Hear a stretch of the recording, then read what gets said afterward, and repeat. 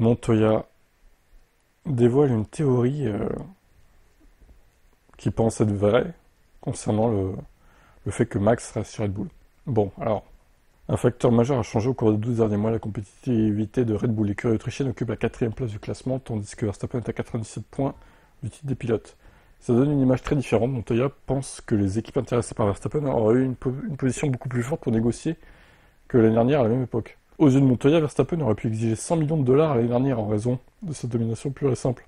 Mais il pourrait avoir du mal à recevoir la moitié de ce montant maintenant. Je pense pas qu'il ait eu le choix, a déclaré Montoya. Si j'avais négocié avec Max l'année dernière, alors qu'il a remporté le championnat du monde, disons, ça m'aurait coûté 100 millions. Cette année, il est dans une voiture en difficulté, le montant pourrait atteindre 50 millions. C'est peut-être la raison pour laquelle il est resté. Peut-être que Max pensait qu'il allait obtenir 50 millions de dollars et que celui qui lui parlait aurait le dessus, sachant que Max le voudrait plus qu'il ne veut Max. L'année dernière, il fallait que le nombre soit incroyable pour obtenir Max.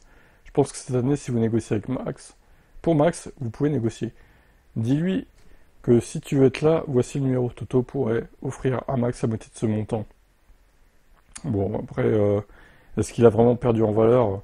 Alors oui, il gagne plus comme avant. Maintenant, on sait tous que c'est à cause de la voiture aussi. Et s'il gagnait beaucoup en 2023, par exemple, c'était aussi à cause de la voiture. Donc, bon, je pense que les directeurs d'écurie ne sont pas dupes et ils connaissent la vraie valeur de ce pilote. Maintenant, est-ce qu'il vaut 100 millions par an? J'en suis pas sûr non plus. Hein. Peut-être pas exagérer. Si vous aviez une écurie de F1, combien, si vous aviez budget limité, combien vous proposeriez à Max? Quelle est sa valeur selon vous, par an? Moi, je dirais